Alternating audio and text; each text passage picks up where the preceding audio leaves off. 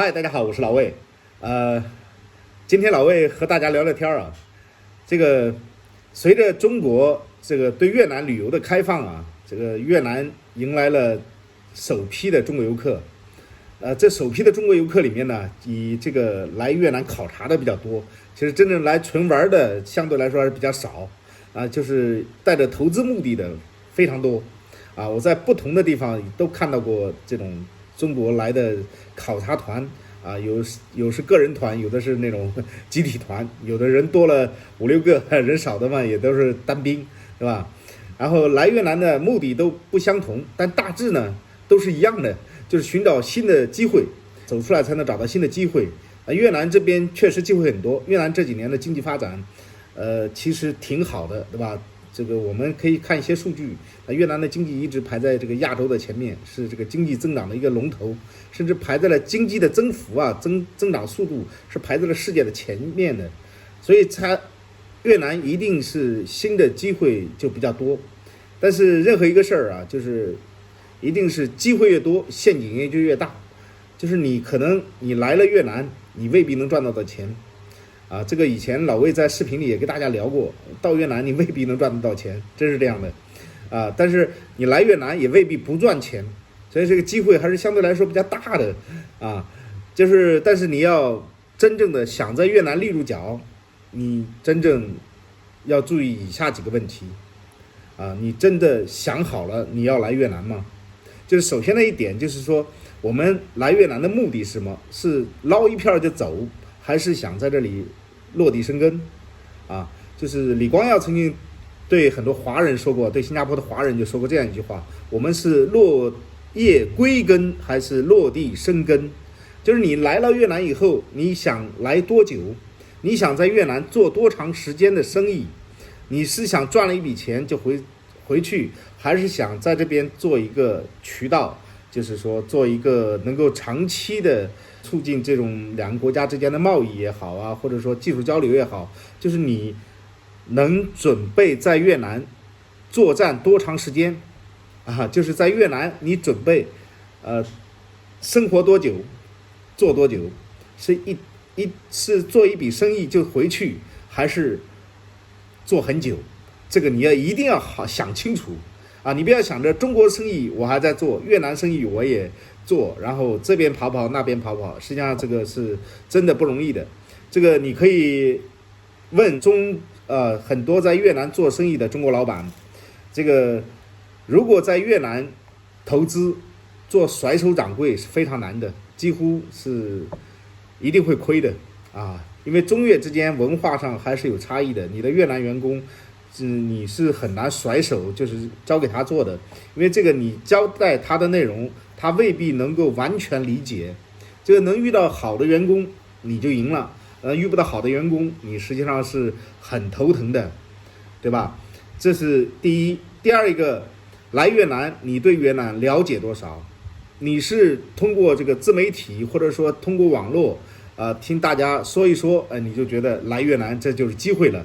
还是你真正的了解越南？你了解越南的法律法规吗？我看到很多来越南考察的朋友啊，对越南的法律法规一窍不通啊。我就是反正我有产品，我有技术啊，我来越南我就一定能找到出路。但是你越南的法律法规你都不了解，你来越南你觉得你有可能能立住脚吗？别人把你骗了你都不知道，对吧？你不了解越南的法律，你就等于是在越南你就是盲人摸象，你什么也做不成，对吧？你要花一点时间了解越南的法律法规。那你对越南的生活状态，对越南人的想法你真的了解吗？你有在越南生活一段时间的打算吗？就是很多同胞都非常着急，就是我想来越南，我只有20天的考察时间，对不对？这次旅游签证好像只有20天，我只有20天的考察时间，那我要在20天里面我要做什么什么什么什么，列的行程很满。然后这样的行程你能真正的考察到什么呢？你问一下自己，你能考察什么？你很可能是走马观花看一遍，然后原来越南就这样，然后回去了。回去以后你也没有什么收获，对不对你真正的想来越南旅游，你就不要听你的所谓的朋友对吧？我不是说你的朋友不好啊，完全没有这种意思，因为每个人的见识不同，就是我们眼睛看到的和心灵感应到的东西是完全不同的。你的朋友可能在越南10年20年了，但他感受的东西和你感受的是完全不同的。也许他能做好，但未必你能做好。用他的话说给你听，你未必能感受到他的感知，明白吗？就是说大家的认知肯定是不同的啊，这个就存在一个认知上的一个偏差啊，就是说有的人在越南受过骗，那他会告诉你我在越南受骗了，越南这边骗子很多。那有的人在越南没有受过骗，他就说哎，越南我没受过骗，对不对？那这个是完全两种不同的认知，那你选哪一种，你就觉得哪一个是对的，是吧？还是要让你自己心灵去感应啊！你在越南只有生活一段时间，感受一段时间，你才能知道越南是一个到底什么样的状态。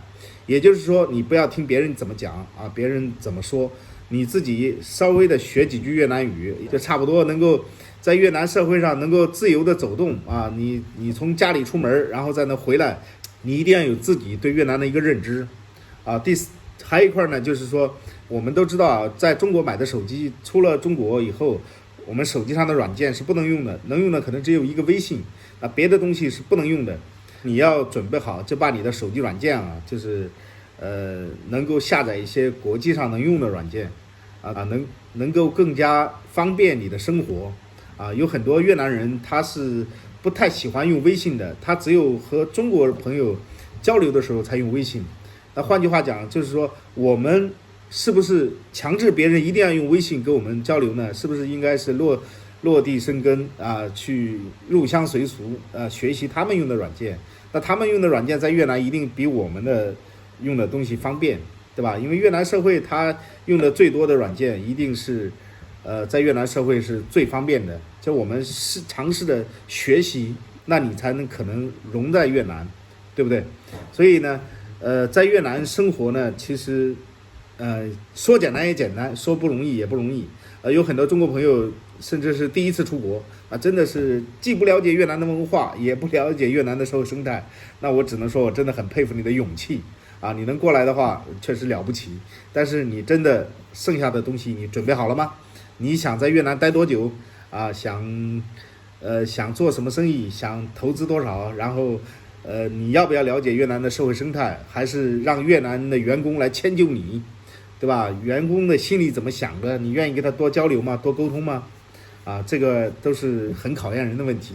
其实还有一块就是说，我们的认知啊，很多中国朋友他认知是越南很穷很落后，中国的20年前30年前，就是让我们自己回到20年前重新开始，那可能说很厉害，对吧？但是可惜的是，越南的今天不是中国的20年前啊，肯定不是。你要说硬说像，可能有些元素上是像的，但是像和是完全不同的。你如果觉得很像，你用这种像来模糊自己，认为这个就是中国的20年前，那你就惨了，对吧？你就会很惨啊。所以你要对越南社会有一个正确的认知。越南不是那么穷，越南也没有我们想象的那么落后。但是越南也没有那么富啊，它有好有坏啊。这边生活状态，老百姓的生活状态有懒散的，对吧？有随意的啊。越南人不爱加班啊，你不是说你给他多少钱工资的问题，他就是不喜欢加班。这块你怎么样来接纳啊，并怎么样调整你的生意？那越南员工和中国员工肯定是不同的。中国员工996啊，什么东西的，如果说能够赚更多的钱，他是愿意的。为什么？因为中国的社会压力真的比越南大多了。但是越南的社会压力他就没有那么大。越南的年轻人，他有的愿意加班啊，有的可能有自己的理想，有自己的抱负，那有自己的生活压力。那有很多人他是没有这么大压力的。很多人他在越南整个社会状态中啊，很多人相对来说是比较放松的。没有这么大的社会压力，那你给他造梦，或者说让他有这么大的压力，他会感到压力很大，然后甚至在你这儿辞职不做。这个我在朋友的公司里面就遇到过这样的案例啊。所以你真的想融入越南，其实还是需要花很多精力的，对不对？还有一块呢，就是老魏呢做自媒体，但是老魏做的东西呢，就是和大家的可能不一样的太多。很多朋友私信问我，来到越南啊，比如说找一些导游啊，找一些翻译啊，或者找一些车啊什么，就是老魏能帮你的会帮你，但是你给老魏留言的时候啊，你不能问在吗或者什么什么，就是你尽可能的留言留的让我能了解你想干嘛，用文字给我留言，不要语音。就是你比如说我是老魏啊，比如我在江苏常州啊，我想来越南考察生意，考察几天，我是在中国国内是做服装生意的。假如说啊，那你这样告诉你的一个大概情况，那我可以给你，如果有合适的翻译啊，我一定会介绍给你，或者有合适的一些东西我介绍给你。那如果说你就给我说一个老魏你好，你把你微信给我，那我给你我知道你干嘛的啊，对不对？